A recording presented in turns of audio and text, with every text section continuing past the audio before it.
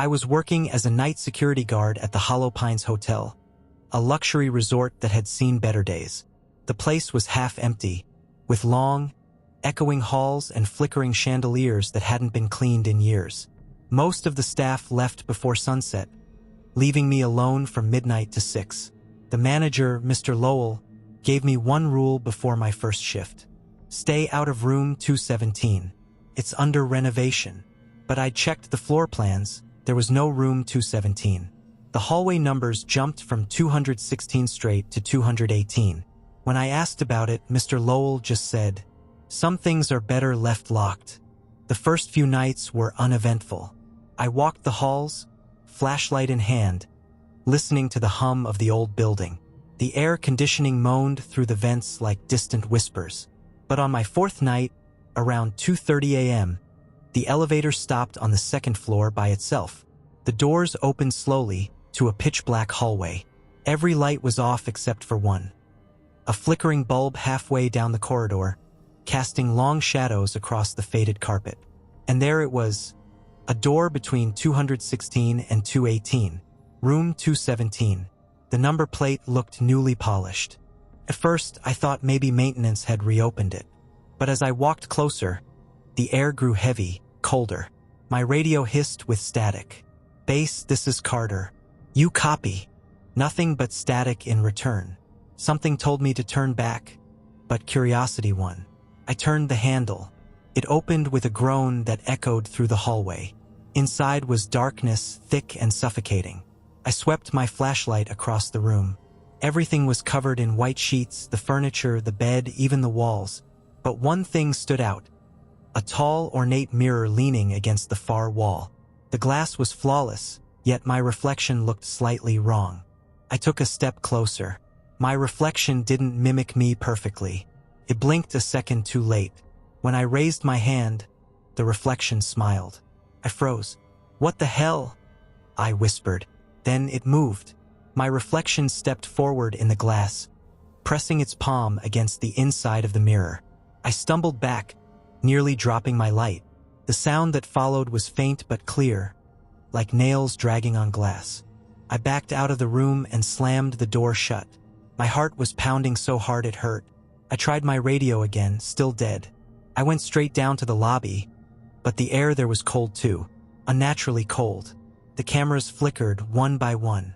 Every screen on the security monitor showed static, except for one, room 217. I could see myself standing inside it, but I was here in the lobby. I unplugged the system. It didn't help.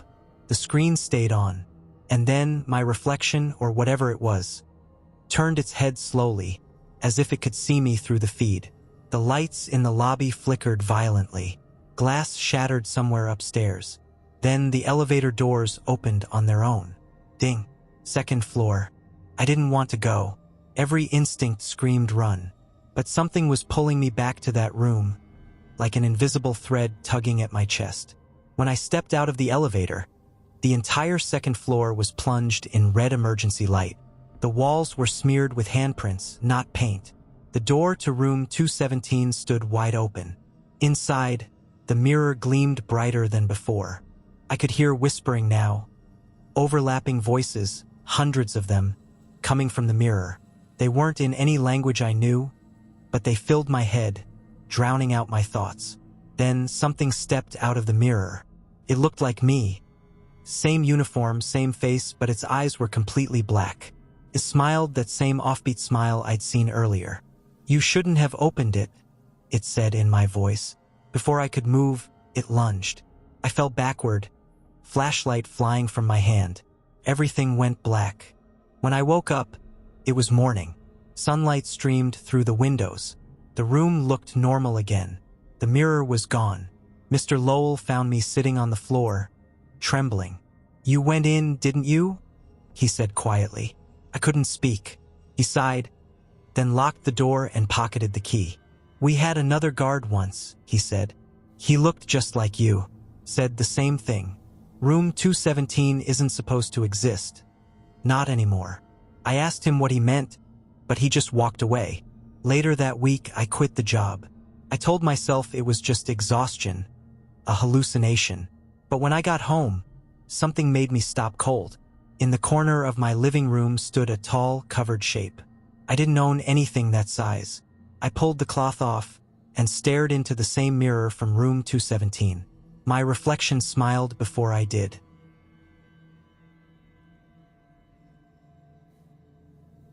It was the middle of October when I moved into the old house on Willow Creek Road.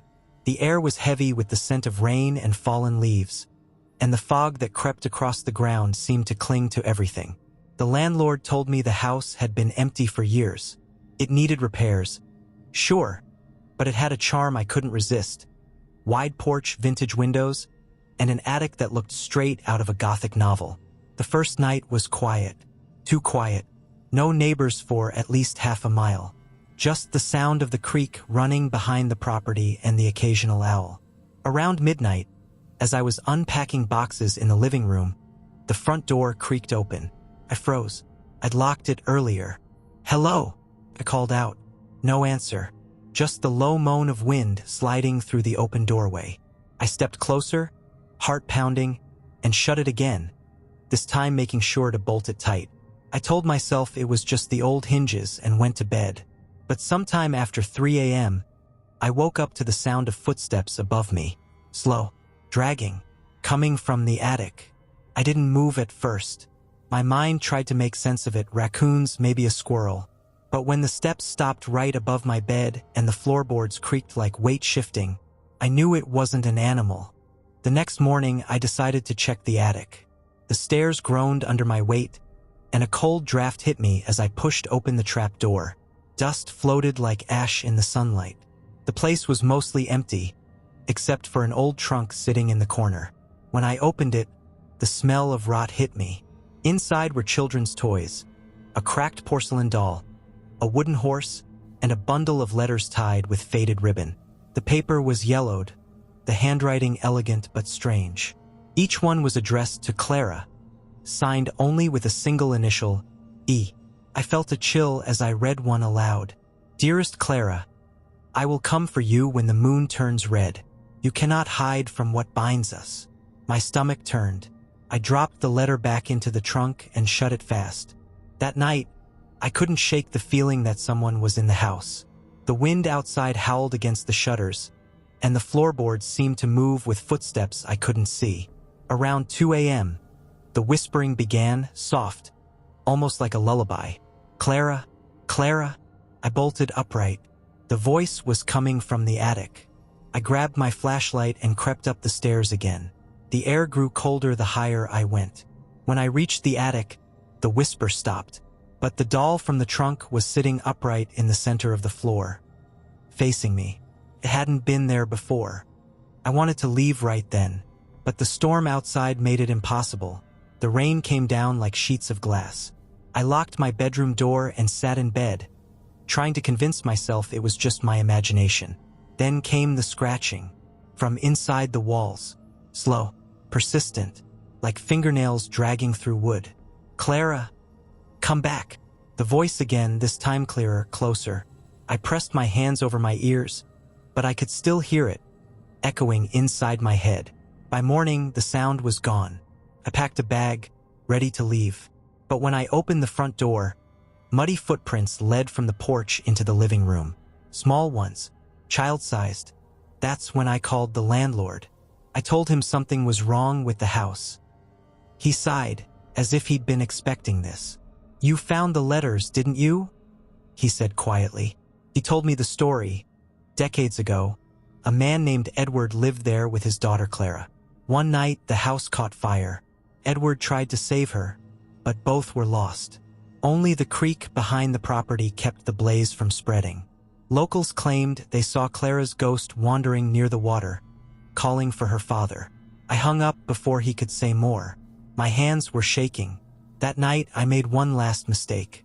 I went to the creek. The fog was thick, curling around the trees. The moon hung low and red, just like the letter had said. I called out, barely a whisper, "Clara?" Something moved in the water, a shape rising slowly, pale and shimmering, the outline of a little girl. Her eyes were dark hollows, and water dripped from her hair. "He promised he'd come for me," she said. "But you came instead." Before I could move, cold hands gripped my wrist and pulled me toward the creek. The last thing I remember was falling, the world swallowed by darkness and water. They found me 2 days later, unconscious by the bank. No sign of a little girl, no footprints, no letters. Just that doll sitting perfectly dry beside me. I moved out the next morning. But sometimes, late at night, I still hear it. A soft, distant whisper carried through the wind. "Clara, come back." And I know she's still waiting.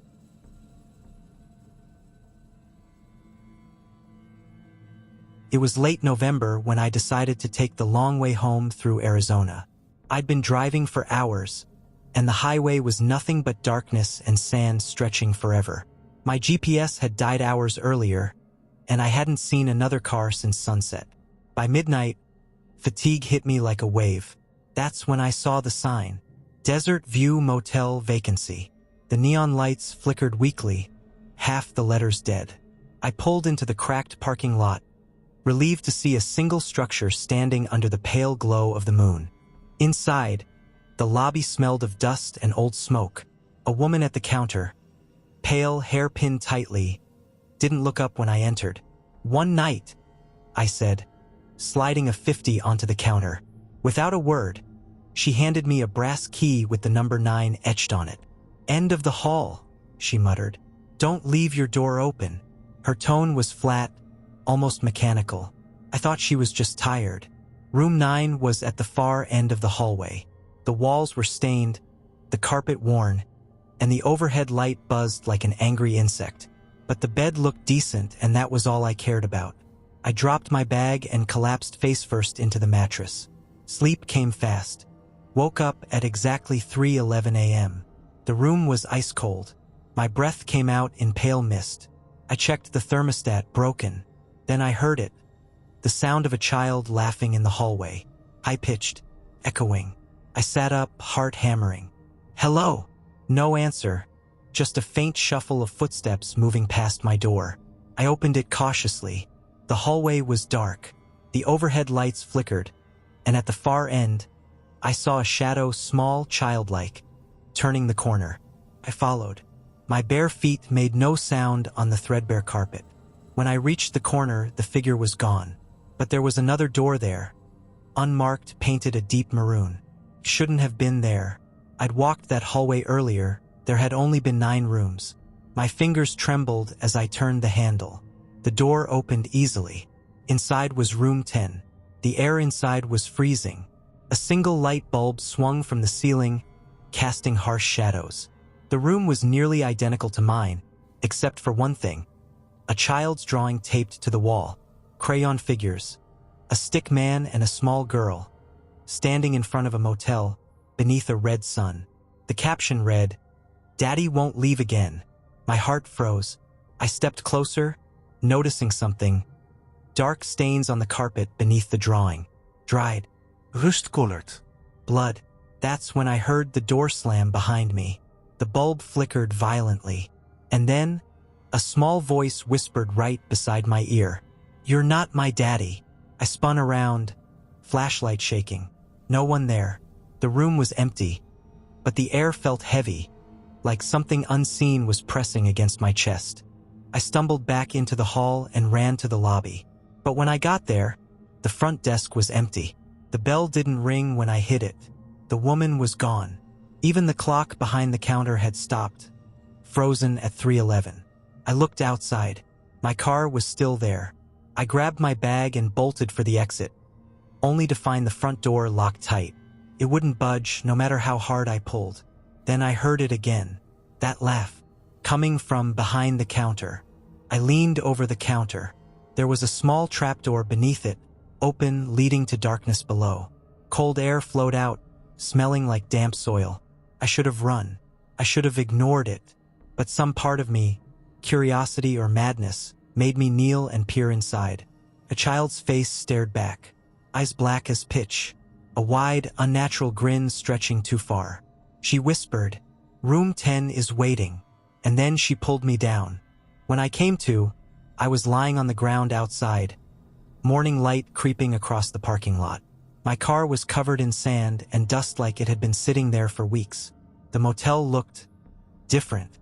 The sign was gone, windows shattered, the building half collapsed. A sheriff found me wandering the highway a few miles away. I tried to tell him what happened. He frowned. "Son," he said, "Desert View Motel burned down in 1994. Took a man and his daughter with it. You sure you were there last night?" I didn't answer. I just stared out the window as we drove away. Later, when I got home, I unpacked my bag. At the bottom, folded neatly, was the same child's drawing I'd seen on the wall. The one that read, "Daddy won't leave again." And now, every night at 3:11 a.m., I hear knocking at my door. 3 times. Always 3. And when I finally looked through the peephole last night, she was standing there, smiling.